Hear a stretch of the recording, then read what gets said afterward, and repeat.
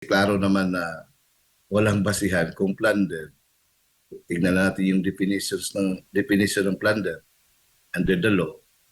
Yung funds na allegedly ninakaw ay hindi naman galing sa kaban ng bayan. So, by that alone, it would negate the crime of plunder. Attorney, reaksyon po ninyo hinggil nga dito sa naging anunsyo ni Ombudsman Boying Rimulya na this week daw ay ihahain o sasampahan na po ng plunder case itong si Senador Rodante Marcoleta at dating Congressman Mike Defensor. Well, in one word, unsettling or very disturbing.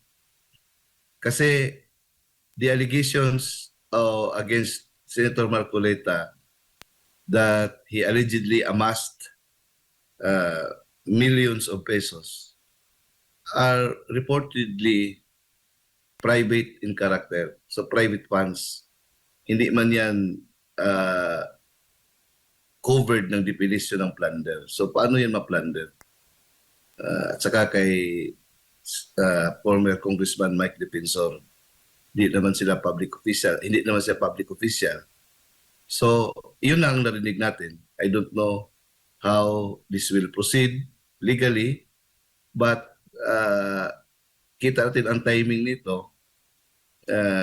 First, it's really to discourage those who are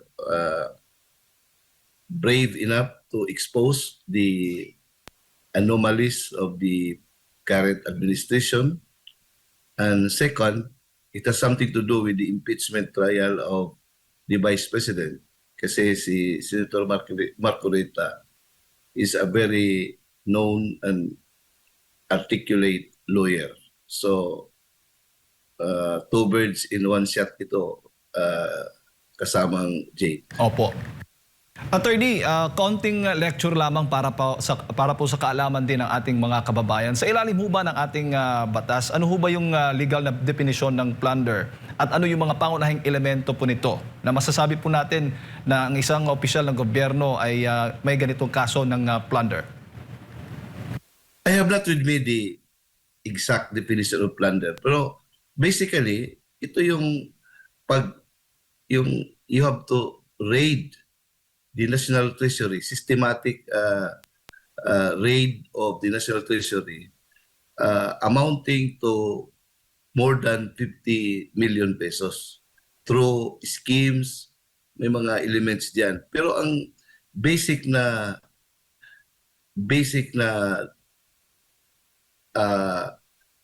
requirement or requisite, public funds. Opo. At Public funds ang basic requirement dito. Basic requisite. Opo. At tanging yung mga public officials ang natatanging may ganito pong kakaharaping kaso, plunder, attorney, kung sakaling gagamit po sila ng plunder, ng public funds o government assets. Principally, yung object nito ay public funds, pero pwede rin ang public officials, but pwede rin masali yung private individuals basta may allegation of conspiracy with public officials. Raiding the National Treasury in the aggregate amount of at least 50 million pesos through series of transactions. Series ito eh. Hindi lang biglaan. So may mga systematic, may isang word systematic.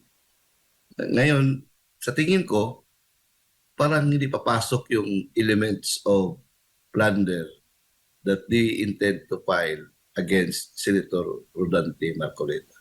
Opo. At kung hindi po plunder ang pasok po dito na kaso laban po kay Senador Marcoleta, maaari ho bang maging itong issue na ito ay tungkol po sa kasi campaign donations, maaari po bang mahulog po siya doon sa tinatawag po nating election laws o anti-graft laws? I think meron ng I'm just relying on the news, Jade. I think cleared na siya sa Commission on Elections. There was a report na Ibinasura na po. yung case niya against my case against kay Senator Marcoleta before the COMELEC was already dismissed by the COMELEC for lack of merit. Opo. So pwede po bang gagamitin po yung argumento din ng kampo po ni Senador Marcoleta, attorney, yung pagkakabasura po ng kanyang kaso, kaugnay nga po dito sa mga campaign donation niya, dito kung sakali mang matutuloy itong pagsasampangan ng kaso ng ombudsman dyan po sa Sandigan Bayan? Yes, he knows better, Jade. He's a good lawyer. And besides, he will be assisted by very good lawyers as well. Alam nila kung anong gagawin. Opo. Pero ang dating ho ninyo, attorney, dito sa pagsasampa po ng kaso laban po kay Senador Marcoleta at itong kasama na nga si Mike Defensor na inaasahan ngang kasama din ho sa mga kakasuhan ng ombudsman dyan po sa Sandigan Bayan, ay panggigipit po ba sa kanila? Anong dating para po sa inyo? Dahil kilala po ang dalawang ito na talagang kritiko po ng administrasyon, lalo na po laban sa korupsyon. Actually, Jade, may pattern naman dito eh. Hindi malas ng dalawa. Kaya nga, selective persecution ito at saka selective prosecution. Makita natin na those who are really dissenters o yung mga kritiko ng ating administration ngayon ay sila ngayon ang parang the books are thrown at them. So sila ngayon ang kinakasuhan. So there's no question about it kasi yan naman talaga ang nangyayari sa ating bansa ngayon. Opo. Kung sakali pong maisampa na itong kaso sa ng ombudsman na attorney, kaagad-agad ho ba, automatic ho ba maglalabas ng arrest warrant laban po kay Senator Marcoleta? Sana hindi kagad kasi klaro naman na walang basihan kung plunder. Tignan natin yung definition ng plunder under the law. Yung funds na allegedly ninakaw ay hindi naman galing sa kaban ng bayan. So, by that alone, it would negate the crime of plunder. Pero I don't know how the Sandigan Bayan respond to this. Opo, pero meron ho bang possible na usually po na process po ng korte, yung pagdinig po ng kaso, madalas ho ba bago bigyan ng sampahan o baga mag-issue po ng arrest warrant ay magkakaroon muna ng mga pagdinig, ipapatawag lang muna bago po gawin po yun, attorney? Ano pong tama para sa kaalaman ng ating mga kababayan? Ang nakikita natin ngayon, based on experiences, the moment the ombudsman will indict certain public officials before the Sandigan Bayan, parang may presumption of regularity kaagad. So it becomes ministerial to issue the warrant of arrest unless it can be restrained by the higher court. That issuance of a warrant of arrest. Opo. Pero sa tinamos na nangyayari kay Senator Jingo Estrada at saka kay Senator Bong Revilla. Bong Revilla, kaagad mayroong warrant of arrest na issue. Opo. At kapag na-issuehan na po ito ng arrest warrant, attorney, itong kasong plunder ay non-bailable. Di po sila po pwedeng makapagpiyansa. Yes, unbailable. So the remedy of the accused is to file a petition for bail on the ground that the evidence of guilt is not strong. Pero habang yan ay po dinidinig po ng korte, ay kung sakali man, ay mananatili po siya sa kulungan tulad po ng mga nangyayari kay Senador Jingo Estrada at dating Senador Bong Revilla. Yes, that is the situation, Jade. Opo. May kinalaman ho ba itong nangyayaring impeachment dyan sa Senado, yung pagiging senador po niya ni Senador Rodante Marcoleta, itong mga kasong sinasampa, inihain laban po sa kanya, attorney? Maaring ganun ang ating impression kasi by next week magsisimula na yung impeachment trial at alam natin na si Senator Rodante Marcoleta is a great lawyer, and he can